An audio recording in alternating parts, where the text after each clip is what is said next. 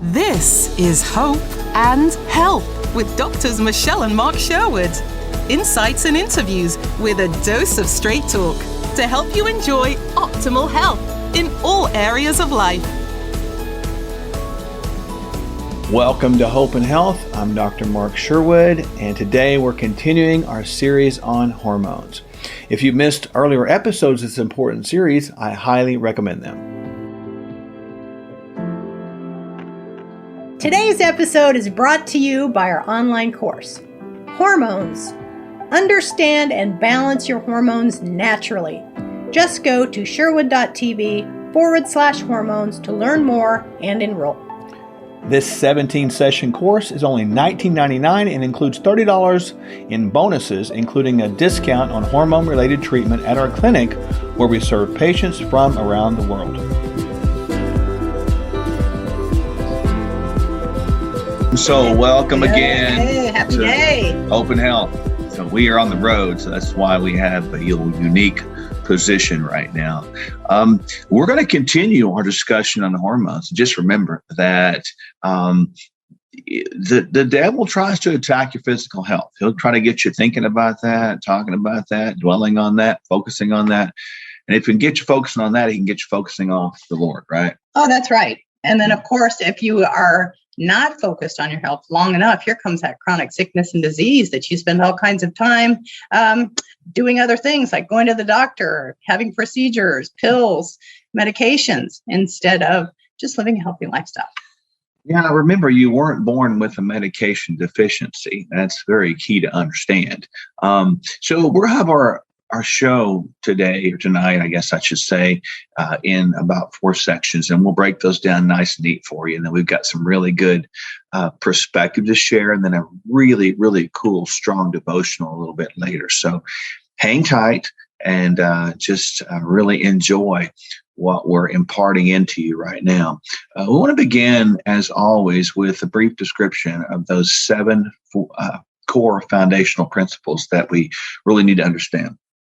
Of course, at the top of the list is nutrition. Nutrition. We can't express how important that is, because if nutrition isn't full of nutrients, minerals, vitamins, and the right amount of carbohydrates, proteins, and fats, our cellular systems just don't run properly.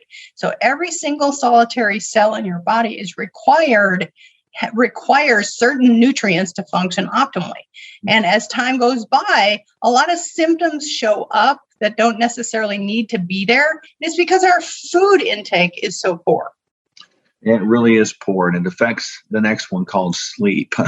When you're not sleeping well, you're not feeling well. When you're not feeling well, you don't eat well and behave well. And when you don't behave well and eat well, you certainly put on a lot of weight and become very sick. Sleep is not a waste of time. Remember, we try to focus on 7 to 8 hours. Hear our hearts with this. Stop making excuses saying you're too busy. The reality is you're making a priority of not sleeping as opposed to sleeping. And if you want to go do what you do, including ministry, I hear it a lot in ministry. I can't sleep because I'm too busy. Look, if you want to do ministry to the fullest capacity that God has you to do it, get some sleep. That's right. Next is stress management. And we've talked before how stress is the number one thing that causes people to come to the primary care doctor's office. Yep. And that stress drives tension, otherwise known as high blood pressure. And then it's like a vicious cookie cycle. It spins out of control in all kinds of other areas in your life. And we end up with poor behaviors because we're so stressed out. Instead of managing stress, we oftentimes go to eating, drinking, drugging, just things to distract ourselves away from actually dealing with the problem. Then we have this movement. Some people call it exercise. We just call it movement because there's been a real trend these days that I've seen that people need to work out to lose weight or work out a bad diet. You can't do that, folks. Movement is life. Lack of movement is death. Move more, sit less. That's the bottom line. Make time every day for dedicated activity. I mean, even when we're on the road right now, we've got a lot going on, a lot of bowling balls, I would say, that we're juggling. They haven't hit us on the toe yet, so you'll be glad to hear that. But, we're making time to really exercise. We make time to do that. We'll find a gym in the area where we are. And it's important because if we don't live it out, how are we going to be an example to you? And if we don't live it out, how are we going to really take care of this temple? We need to move more, sit less. And again, like I said earlier, stop making excuses on why we can't. We all have the time, same amount of time, 1,440 minutes per day is what we have. How we budget it is really up to us. Well, and think about those chronic diseases that jump on us as we get older. Heart disease, bone disease. So if we're not keeping the heart muscle that sits in the front of our chest strong with some form of aerobic activity, of course things are going to decline.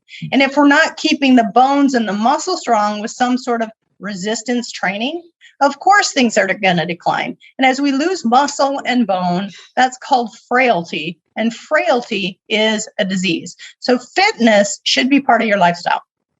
Well, then we talk about genetics, of course, and we've mentioned that a few times. We spent some time on previous shows talking about that. Go back and listen to those, of course, and then we're going to move into our continuation of hormones tonight, and then we finish up with peptides, and we'll spend several weeks on those. I think probably 8 or 9 weeks on those, probably something like that. Oh yeah, peptides it's fascinating to understand how these little signaling molecules can help a body heal. And really understand those 7 principles are key. And over the top, as we say, of these is the emotional and spiritual health. Most or the majority of manifestations of physical disease processes are driven, as we have told you over and over again, from emotional and spiritual brokenness. Now, why do we begin these programs and our times together with a repeat of these 7? Because we want to get this into your life. It's like planting continual seeds of excellence, continual seeds of knowledge. And eventually they take root and they grow. And you'll be able to repeat these things to everybody else that you're around. So we will begin right now with the continuation of our brief hormone overview. Now, it's really important to understand that hormones are made from cholesterol. And that first conversion from cholesterol to the next sort of hormone we're dealing with, really pregnenolone, we won't talk about that too much, but that occurs in the mitochondria. So if the mitochondria is the powerhouse of the cell, and the cell is not getting power, obviously you can't get conversion from cholesterol into the other hormones. So let's really understand where it comes from, how it happens, and that's why vitamins and minerals and all of these things that we talk about all the time, and even later tonight again, are very, very important. So hormones are these wonderful signaling molecules that we have. They are nothing more than emails. So I like to say our endocrine system is like an email network, right? So if we're missing emails, we're not going to communicate well. How many of you out there have businesses? Yeah, raise your hand. If that's you, then you would understand that email communication is critical to deliver information. The body's the same way.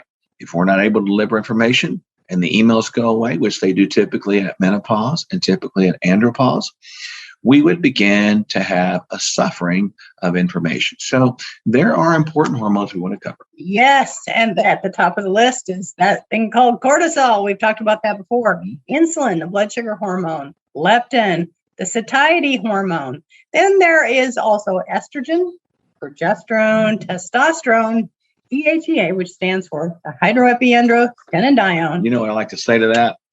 I love it when she talks so sexy to me.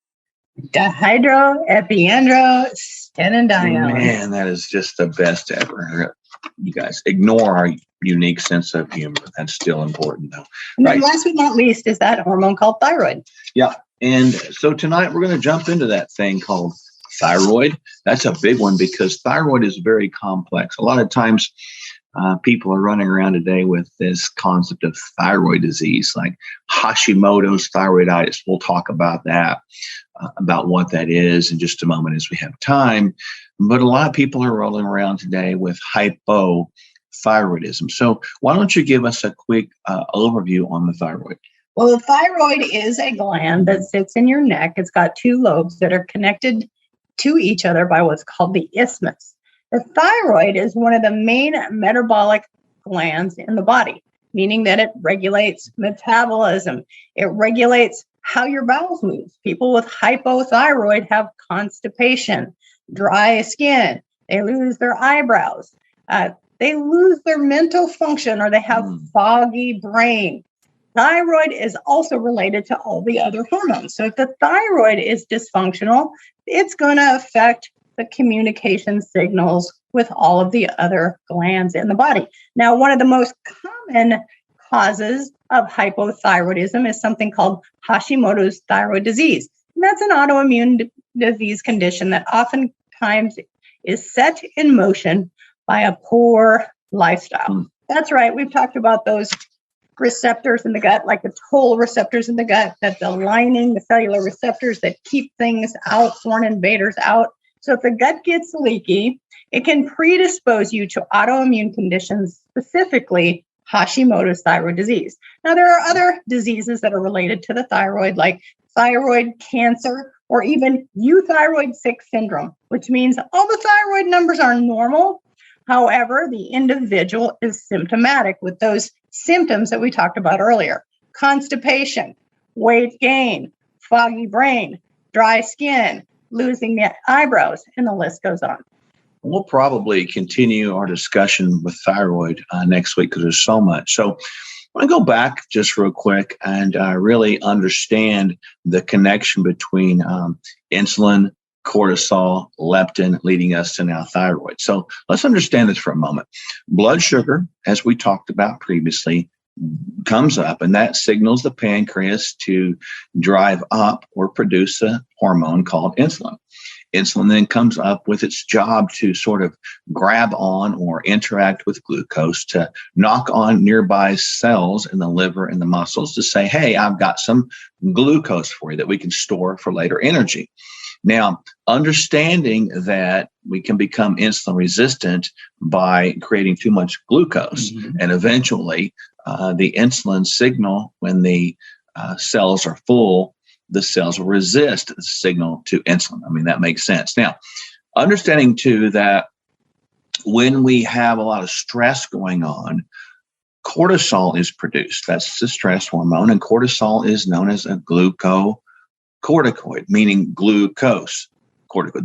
That could mean that cortisol then, and it does do this, it raises blood sugar. So you can see how those both contribute to the idea of more insulin need at that point based upon food intake and cortisol control. Now, at that point in time, many times if insulin's elevated too much or too high, we call insulin a fat storing hormone. So fat begins to increase. Well, as fat increases, the hormone leptin, which is produced in the fat cells, comes up. And it's supposed to say to the body, hey, we've got more fuel over here, this fat stored, we need to have you burn it off. So actually leptin, through a chemical process of communication, communicates with the thyroid to say, hey, thyroid, can you turn it up a notch? I've got some fuel over here that's ready to be burned off. But if leptin is produced too much too fast, in other words, we get too much fat too fast, increases, leptin becomes too voluminous for the body. And the brain, instead of saying, man, I'm hearing you, I'll turn up the thyroid and create metabolism, the brain becomes resistant to too much leptin. And then leptin can accumulate in the joints. We can begin to get pain in the joints. And instead of the body hearing that we have enough energy to burn, the brain doesn't hear it, and it hears we have zero because it's already said I'm resistant to you. So therefore, thyroid, which does control metabolism as well as body temperature, it goes down. So we begin to function less and less and less. And you might talk, so I hope that makes sense. Is that a good descriptor? That's great. So we really want to kind of think about too, when you mentioned eyebrows. So we're not talking they fall off. So kind of take people what to look for in that. Well, it is going to be the outer portion of the eyebrow that begins to thin, there, and you begin to lose them. It's like, and even your head hair can begin to thin or shed. Sometimes you even lose the hair on your legs because the thyroid is not functioning properly like it should. Well, that's true. And even thyroid, when it goes low like that, can begin to cause, cold sensitivity to your fingers and toes. I mean, we've all seen the scenario, unfortunately, of somebody that's aging, sitting in a home somewhere with a blanket on and the thermostat sitting about 78 and they're cold. Mm-hmm. And you're like, what is going on? And you walk in, you're sweating. Well, this is a thyroid condition. Many times it's not treated at all, and they just are cold all the time. And if you're cold all the time, you're losing eyebrows and metabolism's, going down, and you're just like gaining weight and losing hair in places you shouldn't be losing hair, and dry skin and constipation. You probably have some thyroid stuff going on. But again, to treat that in isolation is probably not the best thing. Really, you want to understand these other hormones as they sort of cascade up to that. Remember, we talked about insulin, we've talked about cortisol, we've talked about leptin, and now we talk about thyroid. Boy, that was a fast and furious walk on thyroid, wasn't it? We need to continue this one next week. I think there's too much there with that. So again, this will be thyroid part 1. We'll continue with thyroid part 2 next week. Now, we really want to always talk about the idea that when the body is in a fat accumulation state, what are the things that contribute to fat accumulation? And again, fat accumulation in a fast manner is going to cause our thyroid to become dysfunctional. Guarantee you that it's going to happen. But there are things that we consume every day that are the main drivers towards fat accumulation, toxicity, and even disease. What are those things? Well, they are what we call the inflammatory foods. And of course, at the top of the list, sugars, artificial sweeteners, that's all that white flour, white sugar, white bread, fried foods, things that are just cooked at high heat in oil, MSG, and other chemical fillers. We've got to read our labels. When you go into the store, you put something in your cart, make sure you've evaluated the label. Processed foods. Processed foods are not health-containing foods. Sodas, excess caffeine and alcohol, breads and grains.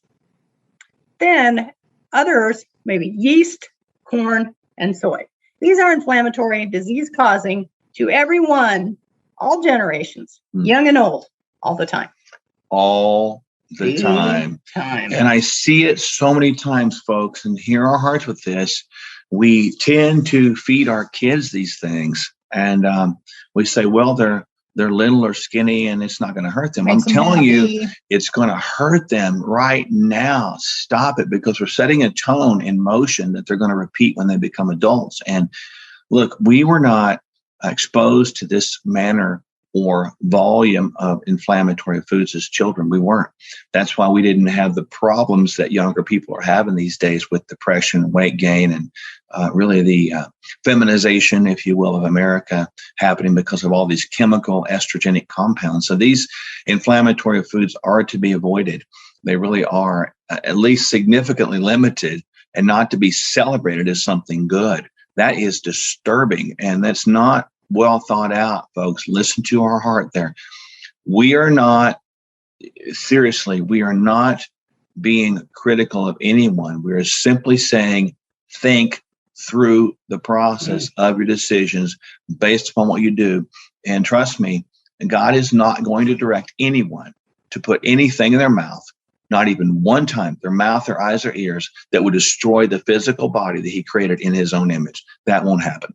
There are things we should be putting in, and these would be known as the anti-inflammatory foods. The anti-inflammatory foods, of course, include high-quality proteins, things that are organic, grass-fed, grass-finished, free-range, and even wild-caught. Then healthy oils and fats, olive oil, coconut oil, avocados, nuts and seeds. Low glycemic fruits. These are berries, strawberries, blueberries, blackberries, boysenberries, maybe even cherries, oranges and apples, semi-ripe bananas. And then the low glycemic, non-root, above ground, non-starchy vegetables. These are anti-inflammatory, non-disease causing to everyone, young and old, all the time. And to help you with all of this, just to get started, we've created the 40-day reset program. And really, I think it's worthy of your attention. So if you're out there and you're listening to our broadcast tonight and you're saying, well, I need something to get me going, we've taken all the guesswork out. We've created the 40-day reset plan for you, and we've given you a list of these inflammatory foods, a schedule to go on, a detox kit with that to get started. It's just 6 weeks that's really laid out for you. Ideally, we provide therapeutic dosages of all of the vitamins and minerals that you need, and it's just a scripted program, and it's 100% successful with people. You just got to go follow it. So, excuse me, you can find that at sherwood.tv/40, sherwood.tv/40, the link on the screen. Go there and get started. Really, it is health should be an investment. We do want people to invest in their health, and you can do that right there through 40-day reset program. Hope and Health is brought to you today by our online course, Hormones. Understand and balance your hormones naturally. Hormones get blamed for various symptoms, and they get too much credit as a fix for ailments. Just go to sherwood.tv/hormones to learn more and enroll. Here are just a few areas we cover in 17 sessions of this comprehensive and practical course. Symptoms and causes of hormone imbalance. Cortisol, the stress management hormone. Thyroid, the metabolism hormone. DHEA, the sex hormone producer. Estrogen, the female sex hormone. Progesterone, the mother hormone. Testosterone, the male sex hormone, and restoring hormone balance. Go to sherwood.tv/hormones to learn more and enroll.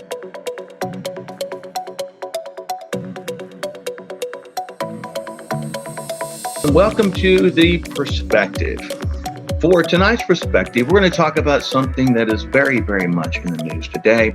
This idea of either saying something, doing something, or saying nothing and doing nothing.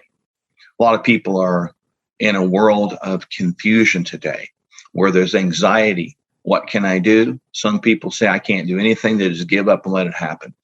Even some Christians are very passive in saying, well, we're just supposed to do what the laws say to do, even though the laws are contrary to God's laws. Christians even misinterpret their idea of we should just submit to government authorities even when the laws are ungodly or go against God's law. Simply put, that is not true. Folks, we've become too passive today in our world. Most people don't step up, they don't speak up, they don't stand up for fear of repercussion, for fear of attack on their own bodies, on their own lives. And we need to understand that that is not historically the best place to be. Christians are not called to be passive. They're not called to be sissies. They're not called to be wimps. They are gladiators and they are warriors. The greatest warrior of all was Jesus, who took all that pain by stepping up, standing up, and doing something to stand the gap. Remember, he did not avoid the pain. He did not avoid the problem because he was going to hurt. He knew it was necessary, so he was mission-oriented all the way. We say, well, what can I do where I am? And I'm telling you right now that we need to understand that it is important to stand up and step up. There is a scripture I want to read to you. It's actually two verses found in Proverbs chapter 24, verses 11 and 12. I'm going to read it through two translations for you. The second one will be out of the Message, and I think you'll get the gist of what I'm talking about here. Very, very important to get. Proverbs 24, 11 through 12. Rescue those who are being taken away to death. Hold back those who are stumbling to the slaughter. If you say, behold, we did not know this, does not he who weighs the heart perceive it? Does not he who keeps watch over your soul know it? And will he not repay man according to his work? Saying, what does that mean? Let me just paraphrase that for you in a wonderful translation called The Message. And again, this is Proverbs 24, verses 11 and 12. Rescue the perishing. Don't hesitate to step in and help. If you say, hey, that's none of my business, will that get you off the hook? Someone is watching you closely, you know. Someone not impressed with weak excuses. All right, so let's break this down. People today are being led around like sheep to slaughter. I watched a television program. It was a documentary, very evil documentary. But these people, and it was in the Middle East. It was in, I believe, Afghanistan, when Christians were being persecuted. And here's what happened. And this really happened. And it's a haunting thing. And I want you to know it happened because I watched it occur with my own eyes. These Christians were being, they had their hands tied behind their back. They had their face mask, and they were being led off in a line towards a big body of water. It looked like a river or something like that. And they would be led out there one by one. And one person would hold them, another person would shoot them in the head and push their bodies off in the river. One at a time, boom, boom, boom, boom. And it was just the most horrific thing ever. And I watched it occur, and it occurred to me that we need to step up. You know, we might die for stepping up. We just might die. I get that. But if we don't step up on behalf of other people and stand in the gap, it's called being in a position of interpose or interpositional. We need to stand in the gap between good and evil. People are dying, friends, and our world is crumbling around us. We're seeing a trend. It's a shocking trend, but it's happening faster and faster and faster, that we are being compliant to whatever the government says, even though it's ungodly. Back in the pandemic beginning days, we were told the churches to close your doors, to not meet together. Well, at the same time, liquor stores were called to be essential, and places that sold marijuana were called to be essential, and Walmart and Target called to be essential. Since when are those essential above God? But we listened to it. We violated Hebrews 11:25. It says, let us not stop meeting together, but encourage each other all the more as we see the day approaching. If Christians would have stepped up and never closed the church, we wouldn't be having this discussion today. But we backed down. We backed down so much that we became wimps. We became cowards. And yes, I'm using those words strongly. The church that we saw back in March 2020, in reality, probably was not the church at all. It was probably just a bunch of business gatherings and social clubs that had allowed them to take advantage of the 501c3 rules in our government.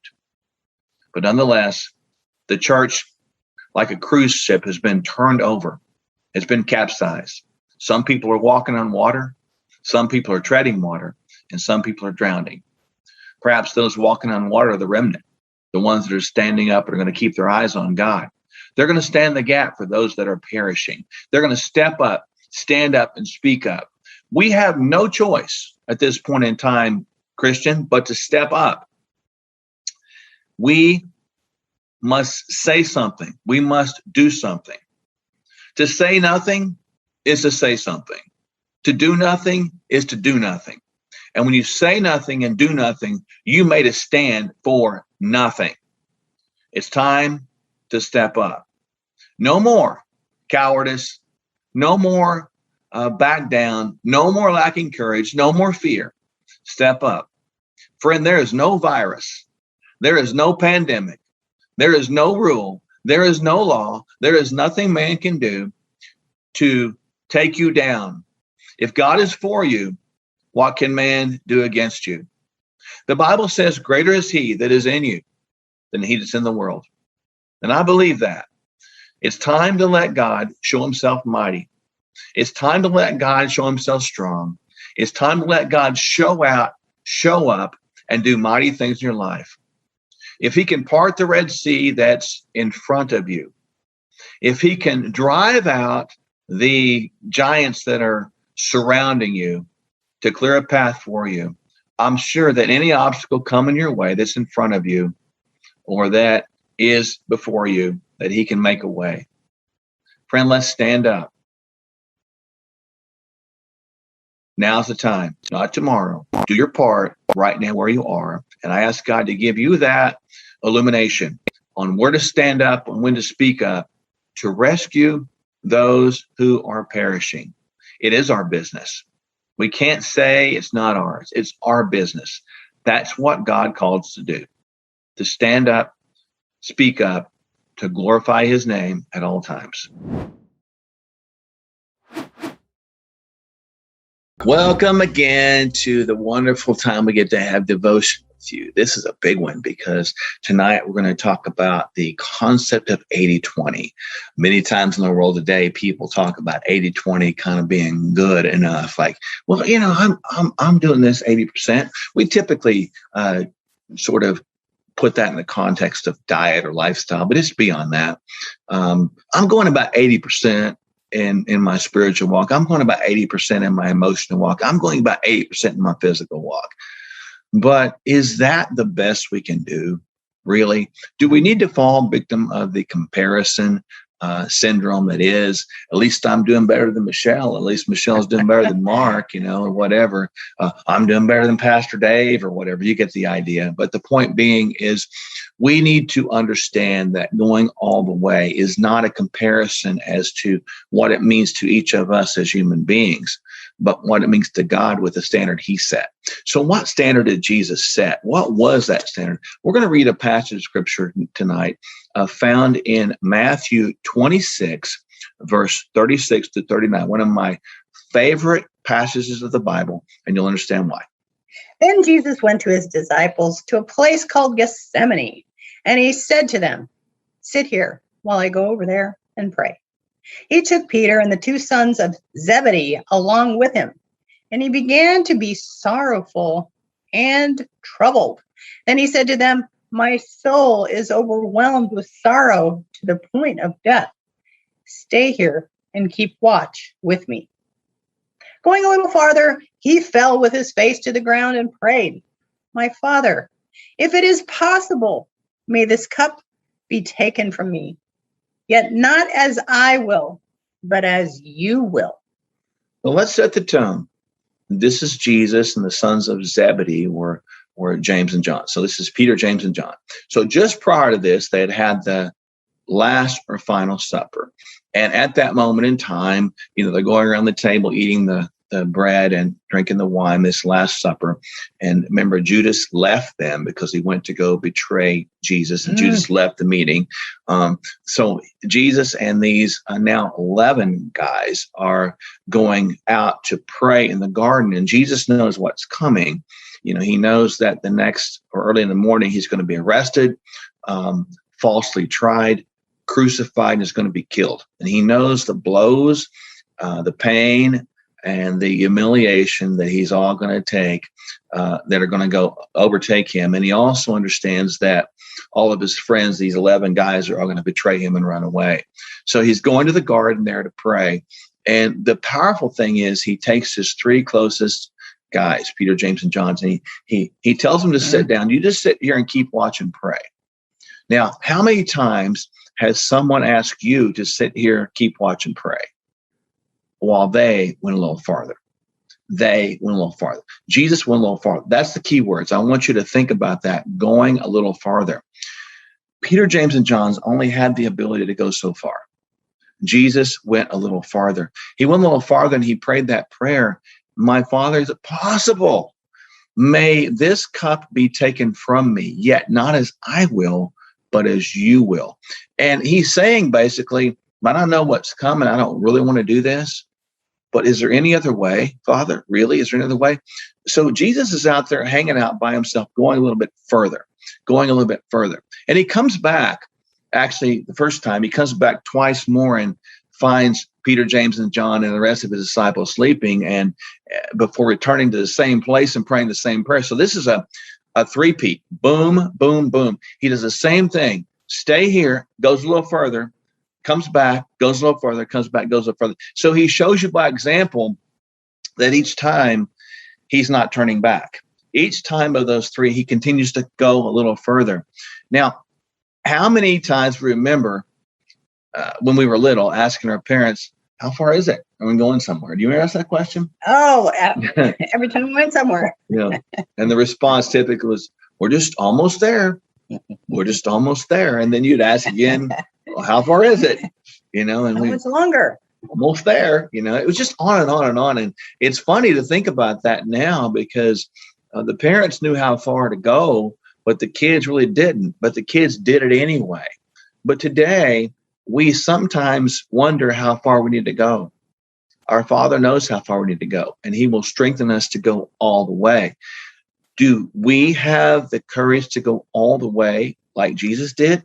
Or are we stuck back here like everybody else, Peter, James, and John, that said, I can only go so far. I'm only willing to go so far. When we talk about this 80-20 principle, it's more than just diet. It's really about life in general. Are we willing to go the extra mile? Are we willing to go the extra distance? Are we willing to take one more step above and beyond what the common man does or common woman does? This idea of Jesus going a little bit farther really should drive us to challenge ourselves to understand that we have everything in us that Jesus has in him, and he has deposited that in us through Holy Spirit. So therefore we can go farther. We can go all the way, can't we? Absolutely. You just pick up your cross and follow me. Yeah. And what, I think I was thinking to myself when we were preparing this, what are the things that stop me from going further sometimes? Probably, I don't know. I think maybe concern of what other people will think, maybe concern of being alone. What would be some of yours? What about fear? Yeah, that's a real good one. Fear of what might happen to you. I think maybe sometimes we want to stay with the group. We want to kind of group up like that. Yeah, fit in. Boy, yeah. Be a part. You don't want to offend anybody by going a little farther. So, that would be like Peter, James, and John sitting here, and the Lord was going to go farther. And they said, no, Lord, you stay with us right back here. And so, no, we're going to let him go. And so I found it interesting as I was thinking about this. Why didn't Peter, James, and John go check on Jesus? Why didn't they go find him? Because many times we sit back and we limit ourselves with what we can do. Yeah. We don't reach out and go pursue God like we should. Where is he going? Where did he go? Where is he moving to? I want to get on his channel. I want to get on his path. Remember what Jesus said, you referred it to it, Luke 9:23. If any man come after me, he must deny himself, take up his cross daily, and follow me. This is a classic example of that principle. If anybody wants to go follow Jesus, you got to be willing to deny self, even above fatigue, even above not really wanting to, not understanding, and follow him anyway. I was thinking about that when we was putting this together, how challenging that can be. But I also thought about it, how easy it is too. How easy it is to follow Jesus when we know we're on the right path we're going to go, even though we don't know all the steps. We don't know. We've got to be willing to go a little bit further. I don't think 80-20 cuts it in life. Do you? You don't go 80-20 on your taxes. Just pay them once in a while. You pay them all the time. You don't go 80-20 on your business. You don't go 80-20 on your marriage. Yeah. Why on earth would we go 80-20 spiritually? Yeah, it's like we've got it just all messed up. And so we're hoping that these words that we shared with you will permeate and drive you. If we are true followers of Christ, if we really are followers or just tough talkers, I think that's a question we need to answer, because a lot of people talk a big game, but they're not willing to do anything. Spoke recently about faith and action. And it's really all talk. Doesn't impress me. I don't care. Honestly, I've been around that. I don't mean to be kind of terse when I say that, but understood. Honestly, I don't want to hear another sermon. I want to see them. It's time to live sermons instead of talk them. Sermons in action. Oh my gosh, These two should go together. They should. Apostle Paul talks about it in the book of Romans. Show me your faith, but I'll show you my faith by what I do. So faith without works is completely dead. And so this is a big deal. We need to step up and step out. Remember, Peter said just before they went to the garden that God, Father and Master, I'll stay with you to the point of death. And he was convinced that he was willing to do it. But what happened? Did Peter deny him once, twice? No, 3 times. 3 times. And this is just a few hours ago, he had promised him he wouldn't deny him.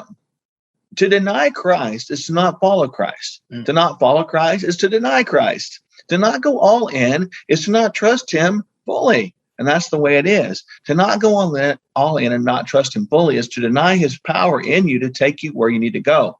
Remember, if you've always done what you've been doing, you'll never become what you need to become. And that's a truth and a principle that we need to go. Don't fit in. Don't be part of the crowd, because the crowd is like the wide road that leads to destruction. But the narrow road leads to life. And that's Matthew 7, 13, and 14, if you wondered. That tells you a clear principle. More people are heading to hell than are heading to heaven. We need to be people, as we shared in perspective earlier, that lead people out of the pathway of hell into the pathway of heaven. You see, all in is the expectation. Not 80-20, not 90-10, not 99-1. It is all in. No exceptions. Are you all in with Jesus? That's a question to ponder. We'll look forward to seeing you next week on Hope and Health. Bye for now. The name of this podcast is Hope and Health for a reason. With simple, consistent changes, you'd be amazed at the results we see in patients every day. There is hope for you. Give your body the healthy food it was created to enjoy, and it will thank you. The same goes for what you feed your mind. Subscribe to this podcast and subscribe to our newsletter at sherwood.tv to stay positive in a negative world. And remember to enroll on our hormones course at sherwood.tv/hormones. It includes a free ebook and a $20 discount on hormone-related treatments. If you don't live near our clinic in Tulsa, that's no problem. We treat patients from around the world. Thank you again for listening. Doctors Mark and Michelle Sherwood and their clinic can help you find the hope and health you were created to enjoy. Go to sherwood.tv for clear, proven ways you can be healthier. Subscribe at sherwood.tv.